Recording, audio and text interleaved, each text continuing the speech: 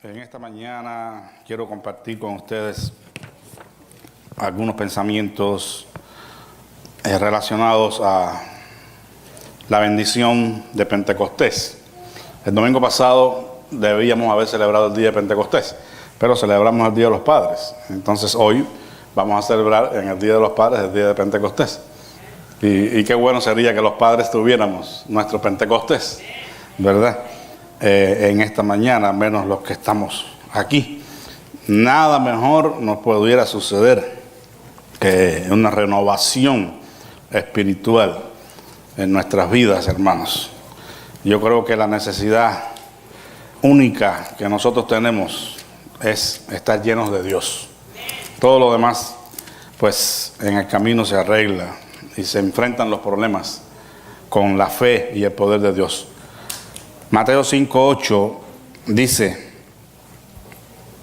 bienaventurados los de limpio corazón, porque ellos verán a Dios. Padre Santo, rogamos tu dirección para la exposición de tu palabra, que tú nos des el poder de tu Santo Espíritu para que podamos recibir, Señor, esta palabra que transforme nuestras vidas. Tú sabes cuánto te necesitamos, Señor. Y necesitamos de ese poder santificador de tu Espíritu Santo. En el nombre de Jesús. Amén. He titulado a esta plática La bendición más grande de Pentecostés. Y esa bendición más grande que nosotros podemos recibir de esta experiencia pentecostal, de esta experiencia de plenitud, de fuego, es la felicidad de un corazón santo. El resultado, en otras palabras, de tener en nuestras vidas nuestro propio Pentecostés, nuestro propio encuentro con Dios y el ser llenos de su Espíritu Santo, es obtener un corazón santo. Porque un corazón santo nos hace verdaderamente felices, hermanos.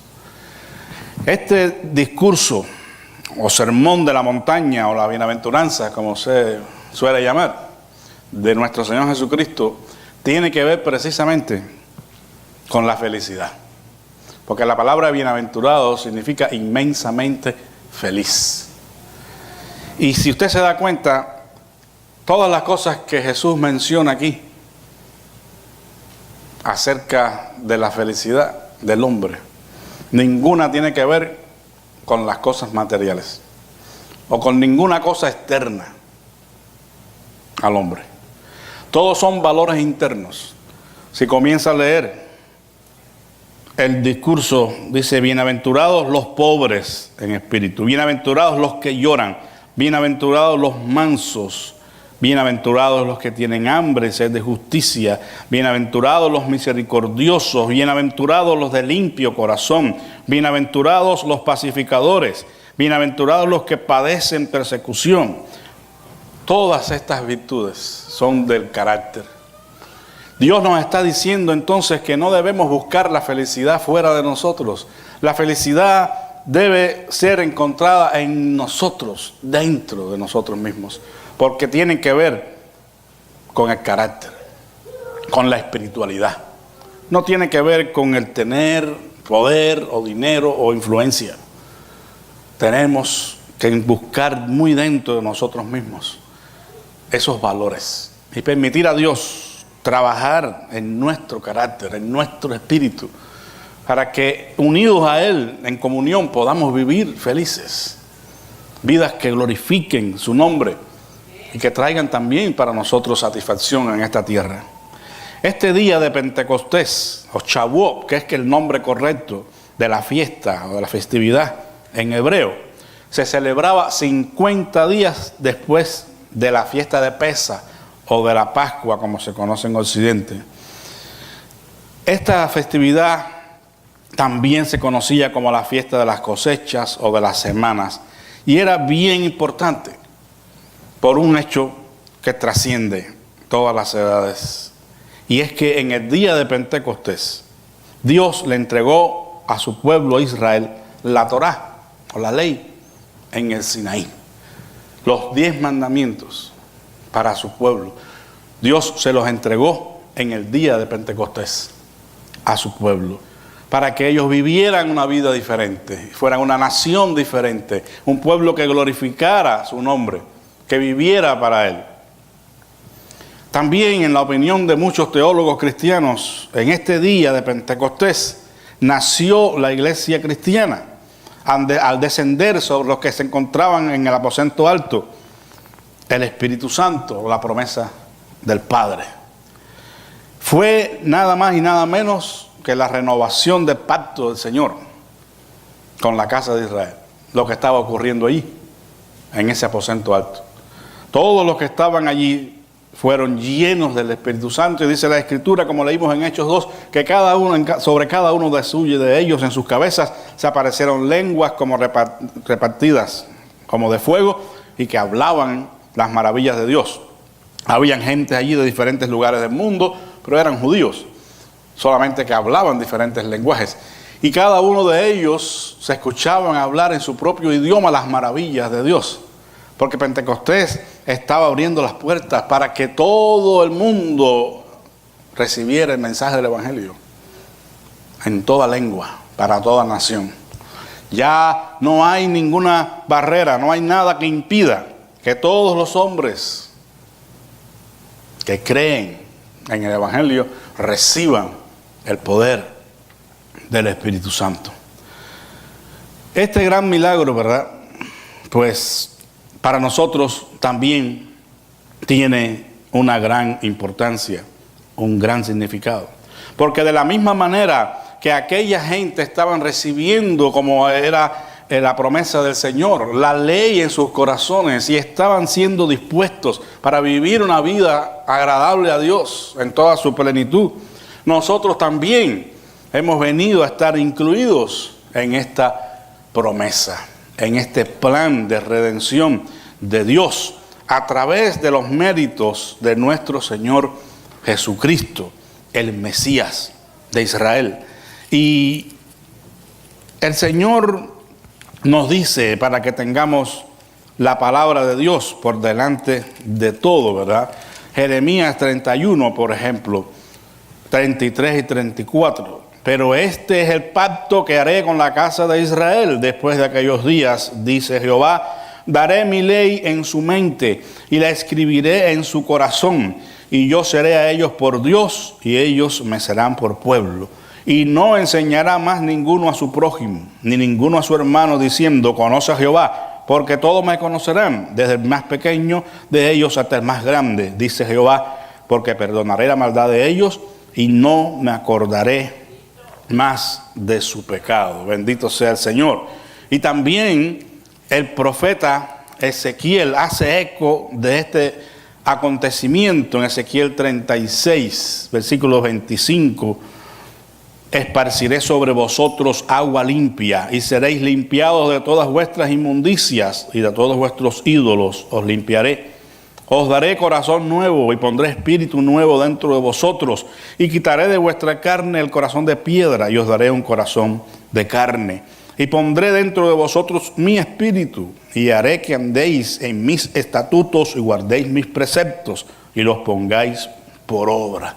Qué gloriosa promesa estaba dando el Señor, esa renovación del pacto con la casa de Israel. Y allí en Pentecostés estaba cumpliéndose esa promesa. Estaban recibiendo el Espíritu Santo, estaban recibiendo en sus corazones la ley del Señor, para que pudieran vivir una vida plena, una vida feliz que glorificara a Dios. La experiencia, hermanos, de Pentecostés, tenemos que decir ante todo que es una experiencia personal. Las lenguas se repartieron, ¿verdad?, sobre cada uno de ellos en sus cabezas. Bueno, no podemos pensar que Dios va a mandar un fuego, avivamiento, y que todos vamos a estar siendo llenos del Espíritu Santo. A pesar de que estaban allí esperando la promesa del Padre en oración, las lenguas les fueron dadas a cada uno de ellos. Es decir, que puede que alguien esté viviendo su Pentecostés y puede ser que alguien no lo esté viviendo y que sean ambos miembros del cuerpo de Cristo. El punto es que es una experiencia personal que es esencial para vivir una vida victoriosa y agradable a Dios, y que trae el despertar de la comunidad de fe. Porque definitivamente cuando los miembros de la iglesia son llenos con el Espíritu Santo, son santificados, esa llama puede contagiar a otros. No es que va a ser automático, pero definitivamente cuando hay gente en la iglesia que está llena del poder del Espíritu Santo, eso se nota. Y eso nos contagia, nos llama a preguntarnos, ¿y qué es lo que tiene el hermano fulano? ¿Y por qué es tan eficiente? ¿Por qué es su vida tan ejemplar? Yo quiero tener lo que tiene el hermano. Bueno, eso es lo que sucede cuando la comunidad de fe despierta la realidad de que se necesita el fuego del poder del Espíritu Santo en la vida de cada uno de la iglesia para que la iglesia cumpla con su ministerio. Entonces es que puede comenzar ese avivamiento. La bendición pentecostal trae sobre todas las cosas, hermanos, a la vida del creyente un corazón santo. Dice la Escritura en Hechos 15, 8 y 9, cuando el Señor habló acerca de judíos y gentiles, que Él no hizo ninguna diferencia entre unos y otros, purificando por la fe sus corazones. Es decir, que ese fuego pentecostal debe estar relacionado ante todas las cosas con la purificación del corazón, con traer a nosotros pureza de vida. De nada vale que hayan hablado en lenguas y que hayan flotado en el aire y que hayan hecho otras señales milagrosas, si después de salir de allí ellos no son creyentes que vivan una vida santa, agradable a Dios. Porque la esencia de esta experiencia es traernos a nosotros un corazón santo, puro, que pueda glorificar el nombre de Dios y pueda traernos a nosotros felicidad. Los creyentes de limpio corazón, dice Jesús aquí, que son inmensamente felices. Bienaventurados los de limpio corazón, porque ellos verán a Dios. Entonces debemos en esta mañana anhelar por sobre todas las cosas, hermanos, que Dios nos dé un corazón santo. ¿Cómo? Por la fe en Cristo, cuando venga sobre nosotros el poder del Espíritu Santo.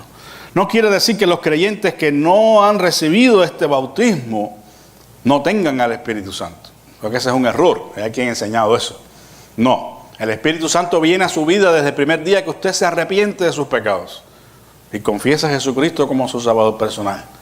Es sellado con el Espíritu Santo. Usted es propiedad de Dios y el Espíritu Santo está en usted. Y es bautizado en un cuerpo, como hablábamos esta mañana en la clase, el cuerpo de Cristo. Pero hay una experiencia que viene después, en algún momento en la vida del creyente, donde él es purificado en su corazón por completo, donde es lleno de toda la plenitud de Dios. Y es allí cuando recibimos el impulso mayor para vivir la vida que a Dios le agrada. Pudiéramos decir muchas cosas, pero nos vamos a limitar a esto. La primera cosa, hermanos, que nosotros apreciamos aquí y que nos produce a nosotros ese Pentecostés, ese bautismo con el poder de Dios, en el poder de Dios, es que los creyentes que reciben esta experiencia en su vida viven una religión del corazón. Y uso la palabra religión a propósito, ya lo he explicado varias veces, hay muchos prejuicios con eso y la gente no entienden lo que hablan y dicen, no, yo no soy religioso, yo soy cristiano, yo no tengo religión, yo tengo relación, y están hablando un disparate. Porque para tener una relación con Dios hay que tener una religión. Y porque significa lo mismo. Religión es toda actividad que liga al hombre con Dios. Entonces hay que tener una religión. Lo importante es que la religión sea la verdadera, la que Dios nos da, la que Dios nos ofrece. Por eso habla Santiago que la verdadera religión es visitar a las viudas y a los huérfanos. Bueno, usted conoce el término, el pasaje. Pero hay una verdadera religión y hay una falsa religión. Como hay un billete de $100 falsos, hay uno que es verdadero. Solamente hay que saber reconocerlo. Entonces la palabra en sí no tiene ningún problema. El punto es que sea una religión del corazón. Y eso se recibe con el Pentecostés, hermanos. En los días del Señor, cuando Él estuvo acá en la tierra, en su ministerio, se practicaba una religión, en la mayoría de las personas, opresora. Una religión de desarrollo humano que se caracterizaba por el legalismo en primer lugar. El apego a la ley, al cumplimiento exacto de lo que dice la ley. Había que ser completamente precisos en eso. Se caracterizaba por el sacrificio personal, ¿verdad? Y los sacrificios que reclamaba también ceremoniales, ¿verdad? Relacionados al culto. Y la limpieza ceremonial. O sea, tenían que cumplir con la ley y tenían que estar limpios ceremonialmente, cumpliendo con todos esos requisitos. Y eso no estaba mal. Ellos eran judíos y tenían su religión que Dios les había dado. El problema está en que se pretendía obtener el favor de Dios y estar en comunión con Dios tan solo por el cumplimiento externo de esas cosas, desconectado del corazón. Entonces no se estaba haciendo nada. Por eso es que esa religión era opresora, de desarrollo humano nada más, porque las personas tenían que hacer todos esos esfuerzos, pero en realidad en su corazón no estaban adorando a Dios, no estaban identificados con el espíritu del Evangelio. Cristo estaba diciendo aquí que la felicidad no se encontraba entonces en esas prácticas externas, sino en la verdadera religión del corazón. Es decir, ser feliz no tiene que ver con cumplir lo que dice la ley o hacer lo que dice que hay que hacer y dejar de hacer lo que hay que dejar de hacer, porque eso puede ser logrado humanamente a través de esfuerzo y disciplina. Muchas cosas se logran así, pero eso no dice que haya una religión del corazón, que haya una conexión entre ese individuo y su Dios, que haya un disfrute de la persona de Dios. No tiene una cosa que ver con la otra. El corazón donde ha sido escrita la ley de Dios, ese corazón de carne que el Señor prometió en el nuevo pacto, que es un corazón sensible y que está dispuesto a la obediencia, ese es el corazón donde Dios habita, hermanos, por medio de su Espíritu. Y ese corazón se goza en el conocimiento de Dios. Y consecuentemente también cumple con lo que hay que cumplir y hace lo que hay que hacer y deja de hacer lo que se deja de hacer, pero ya lo hace por amor. Por amor, porque está lleno de Dios, porque está lleno de gratitud, porque lo desea hacer, porque quiere agradar a Dios. Para los judíos el corazón era el centro mismo de la personalidad humana, del ser total. Es decir, que más que a las emociones, cuando ellos usaban el término corazón, se estaban refiriendo a la mente y al espíritu. Es decir, una religión racional, pero también una religión espiritual, una religión del corazón. Por eso en Romanos 12 dice: os ruego, hermanos, por las misericordias de Dios, que presentéis vuestro culto en un sacrificio santo, agradable a Dios, que es vuestro culto racional. Y no se conformen a vivir de la manera que vive este siglo, sino comprueben con ustedes mismos la buena voluntad de Dios, que es agradable y es perfecta. Es decir, que cuando se usa el término corazón, entonces se hace alusión a la mente y al espíritu. Y la Escritura dice que los creyentes tienen la mente de Cristo. Pero los creyentes que son llenos del Espíritu Santo. Porque si no estamos llenos del Espíritu Santo y no vivimos en ese poder, entonces no tenemos la mente de Cristo. Porque la mente de Cristo es espiritual, es conforme al Padre, es conforme a la ley, a la palabra.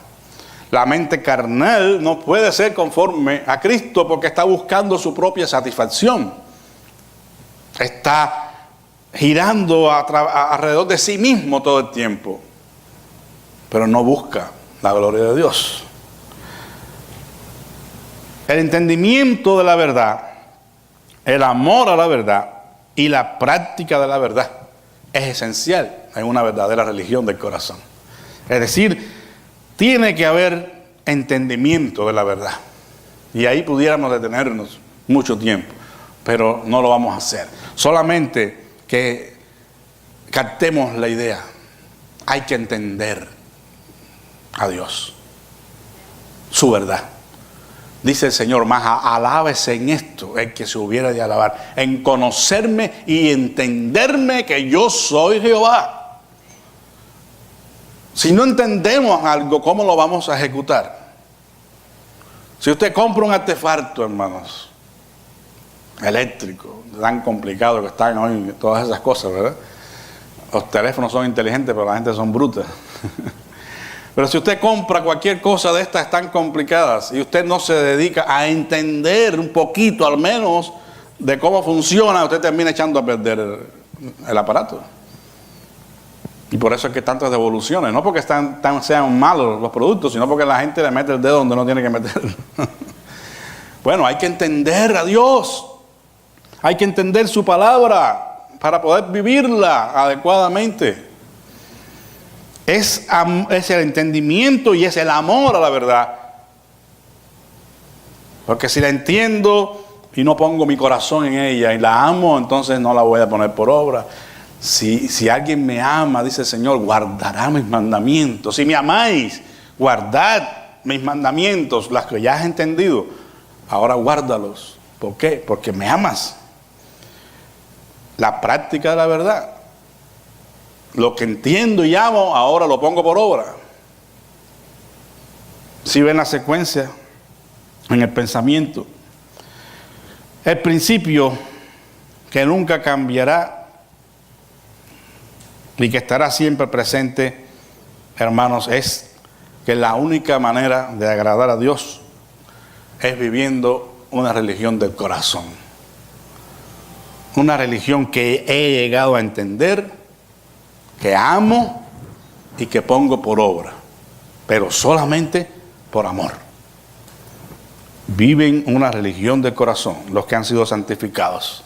La segunda verdad es que viven practicando la santidad. Una cosa se desprende de la otra.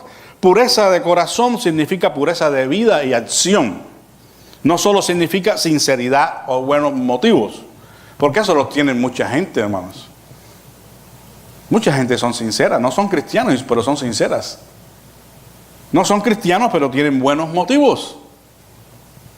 Hay gente que no son cristianas y son buenas personas. Porque el que niegue eso, pues es un fanático, un loco, ¿verdad?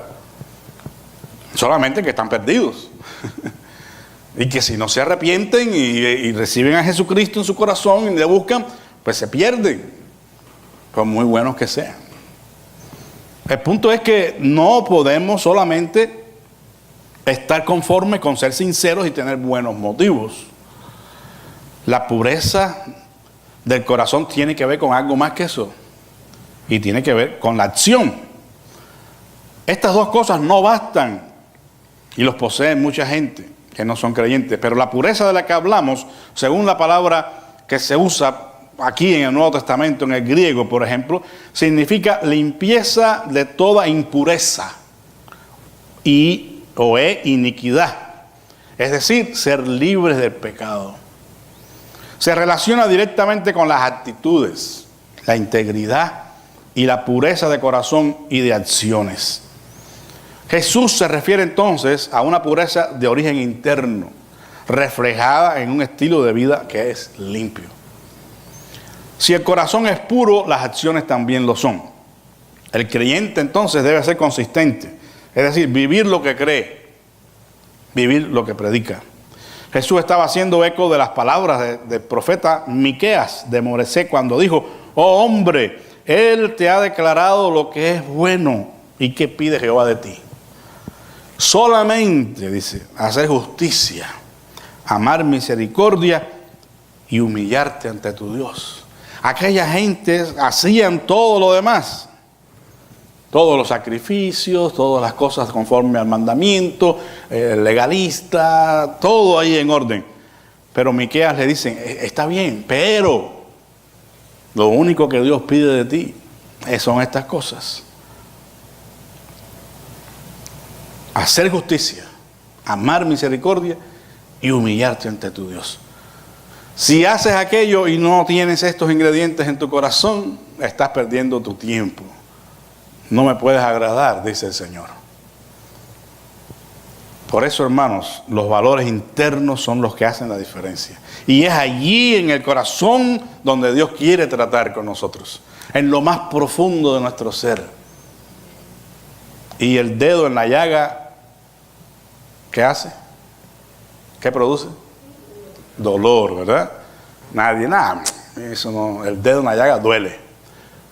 Pero el dedo en la llaga, ¿qué otra cosa hace? Sana, ¿no? O sea, duele pero sana. Y para ser sanado hay que doler. Tiene que dolernos, hermanos. O sea, que cuando Dios, usando sentido ya literal, ¿verdad?, trata con nosotros, con nuestro pecado, hermanos, en nuestro corazón, eso nos produce un dolor momentáneo. Porque si no nos identificamos con quiénes somos, con el monstruo que somos, ¿cómo vamos a buscar la solución? ¿Cómo vamos a dejar que Dios entonces nos cambie, nos transforme?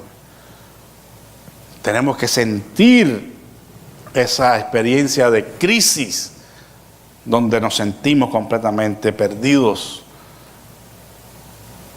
sin Dios y sin esperanza. Para entonces pedir perdón, para entonces decir: Señor, te necesito, límpiame, lléname con tu espíritu, transforma mi vida, haz conmigo lo que quieras. Pero tiene que haber un derribamiento primero. Saulo, Saulo, ¿por qué me persigues? Dura cosa te dar cosas contra el aguijón. ¿Quién eres, Señor? Después que él tuvo esa experiencia y quedó ciego, tuvo que ir a Arabia y pasarse por allá 3 años todavía, entonces Saulo llegó a ver la luz. Pero en el mismo momento que él se es derribado y Cristo se le revela, él dijo: ¿qué quieres que haga?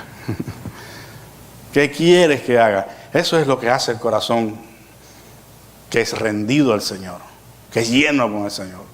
Es dócil, hermanos. Se dispone para servir a Dios y al hombre. No pone peros, no hay que estarlo empujando y echándole cranque. Él por sí solo hace la voluntad de Dios. Nuestra religión o nuestra relación con Dios debe marcar una diferencia, hermanos, en nuestros hogares.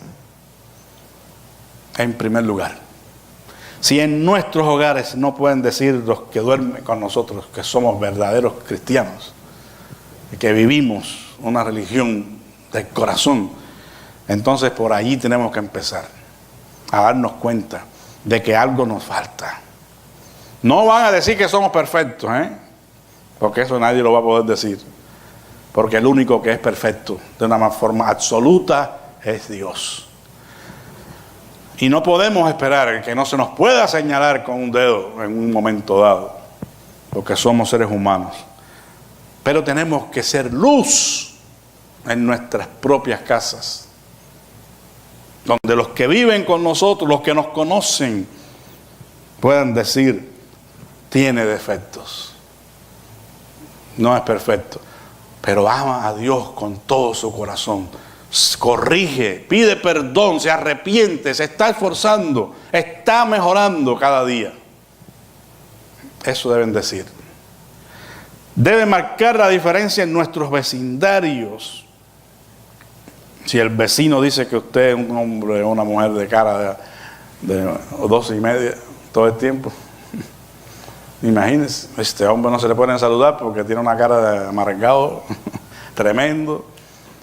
No hay mucha comunión aquí con los vecinos. Lamentablemente este país es diferente, ¿verdad? No vamos a decir que es peor que los nuestros, pero no se da mucho la amistad entre los vecinos. Sin embargo, debemos dar buen testimonio en el vecindario donde nosotros vivimos, hermanos. Que no seamos conocidos como los gritones, los buscapleitos, ¿verdad? Sino una familia decente, tranquila, que busca la camaradería, que busca el compartir. En nuestros centros de trabajo, ¿qué podrán decir sus compañeros de trabajo de usted como cristiano? Está lleno del Espíritu, es un excelente cristiano. O es un hipócrita. En nuestra sociedad, en fin. El punto es que la verdadera religión hace una influencia positiva en pos del Evangelio. Y la gente desea tener lo que los verdaderos creyentes tienen. Como decían aún los enemigos de los primeros cristianos, mirad cómo se aman. Quizás decían, son unos locos, pero mira cómo se aman. Algo tiene que sobresalir, hermanos, y es el amor, el estilo de vida de los creyentes. En tercer lugar, además de vivir la religión del corazón, vivir practicando la santidad, es que los que son llenos del Espíritu Santo viven por la fe. Vivir por fe. Porque la única manera de obtener ese corazón puro, de obtener esa experiencia de Pentecostés, hermanos, es por la fe. Ya lo dijimos cuando en Hechos 15:9 mencionamos. Dice, y ninguna diferencia hizo entre unos y otros, purificando ¿por qué? Por la fe los corazones. O sea, el medio es la fe. La única cosa que podemos nosotros usar para obtener algo de Dios es la fe genuina. La fe que va acompañada del arrepentimiento, la fe que va acompañada a la obediencia. Porque eso es lo que muchas veces olvidan los que citan estos pasajes. Y parece que el Espíritu Santo es para todo el mundo ahí, no hay nada que hacer, solamente que yo tengo fe y ya. Bueno, dice la Biblia que Dios da su Espíritu Santo a los que le obedecen. O sea, el círculo ahí se va a reducir, ¿verdad? Por la fuerza. La pregunta es, ¿y cómo van a obedecer sin recibir el Espíritu Santo? Bueno, ahí se refiere a la obediencia, a seguir los lineamientos de Dios para recibir de Él. Y una de ellas es la fe. Pero la fe verdadera es la fe que hace que el individuo se humille, que el individuo se arrepienta, que el individuo reconozca que ha ofendido a Dios, que ha pecado contra Dios. Y consecuentemente entonces recibe el Espíritu Santo, recibe la plenitud de Dios. Vivir por fe, hermanos, no es vivir haciendo declaraciones, no es vivir atando y desatando, términos que usan fuera de contexto completamente.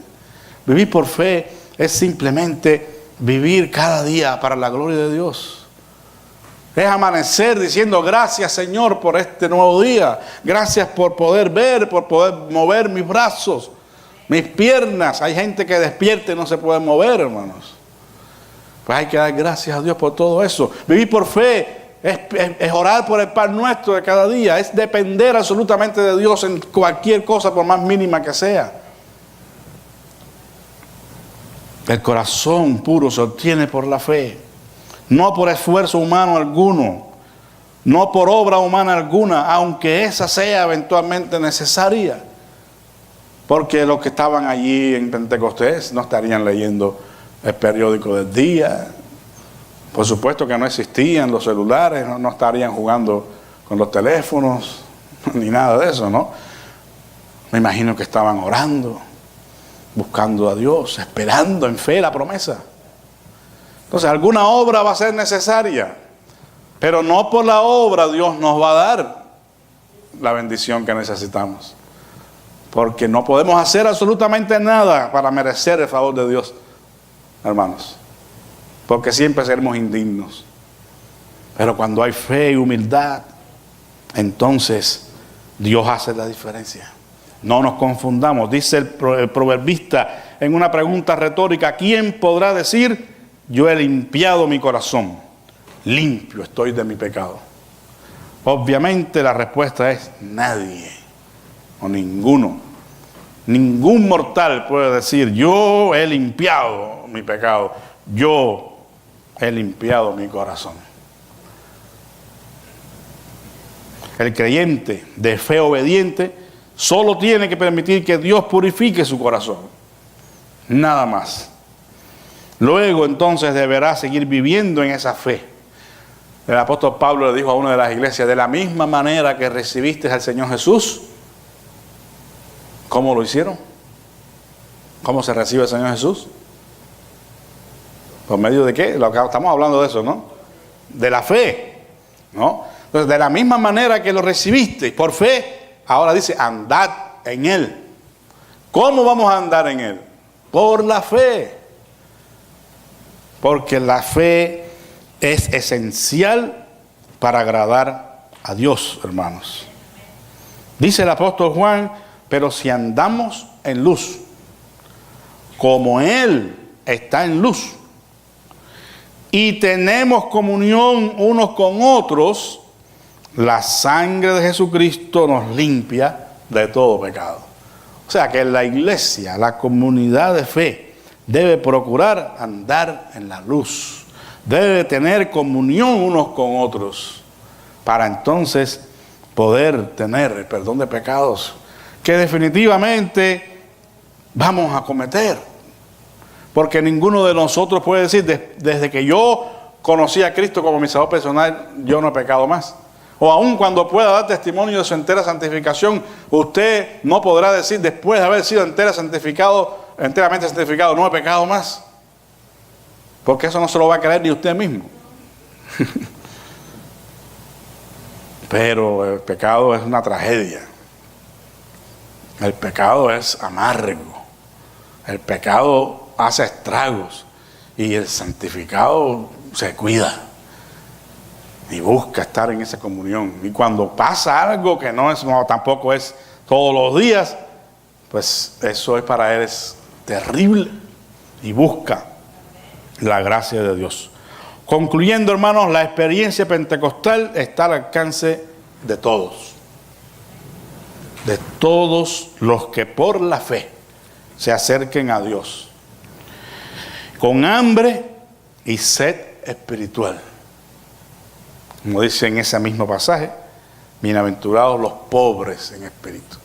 Los pobres en espíritu son los que reconocen su necesidad espiritual, los que no la niegan, reconocen su necesidad. El Señor no negará la plenitud de su espíritu a quienes le obedecen y se humillen delante de su poderosa mano. En otras palabras, cada uno de nosotros necesita su propio Pentecostés. No debemos mirar al lado, debemos mirar adentro de nosotros mismos, para que seamos verdaderamente fieles y para que seamos una influencia positiva e inspiradora para todos los que tengan contacto con nosotros. Ese es el ideal, hermanos. Por eso es que no hay ninguna manera de decir a Dios en el día de mañana, es que no pude obtener esa vida de plenitud, ese corazón santo, porque tú no me lo quisiste dar, o porque estaba fuera del alcance de mi mano. Porque Dios quiere darlo y está al alcance de nuestra mano. ¿Por qué? Porque Cristo pagó el precio. Y lo único que nosotros tenemos que hacer, hermanos, es creer de todo corazón. Es arrepentirnos para que Dios nos dé su plenitud. Vamos a orar. Si alguien desea pasar aquí al frente, lo puede hacer. Te doy gracias, amado Padre, en esta mañana. Gracias por ese día glorioso en que tú diste a tu pueblo Israel esa ley que es perfecta y que convierte al alma. Gracias, Señor, porque seguiste tratando con tu pueblo a pesar de sus incredulidades, a pesar de sus pecados, de sus rebeliones. Lo guardaste, Señor, porque era tu pueblo. Y aunque tuvieron en muchas ocasiones que pagar con sangre, Señor, sus desvíos, con la muerte incluso, tú cuidaste de tu pueblo y aún lo haces. Gracias también porque nosotros ahora, Señor, los gentiles también somos pueblo tuyo. Y por los méritos de Jesucristo, tu Hijo, nos has dado una entrada amplia y generosa a tu reino. Y nos has dado, Señor, la plenitud de la revelación perfecta de Cristo. Y a través de Él, Señor, podemos obtener también ese corazón puro, esa vida salvados que podemos vivir para tu gloria. Reconocemos que te fallamos en muchas ocasiones y te pedimos perdón, Señor. Pero gracias porque tú eres fiel para darnos la victoria, Señor. Para aún en medio de nuestras debilidades, darnos fortaleza, Señor. Ayudarnos a levantarnos, Señor. Gracias te doy por la vida de Carla, que en esta mañana está aquí delante de tu presencia. Y solo tú conoces lo que ella está, Señor, presentando delante de ti. Pero Padre, tan solo porque ha venido aquí, sabemos que tú escuchas y que tú respondes su oración. Porque bienaventurados, felices los que reconocen que te necesitan, Señor. Que no pueden hacer nada sin ti, porque a esos tú los haces más que vencedores por medio de aquel que nos amó, nuestro Señor Jesucristo. Por sus méritos te pido que tú visites a Carla ahora, Señor, y toques en su corazón lo más profundo de su ser.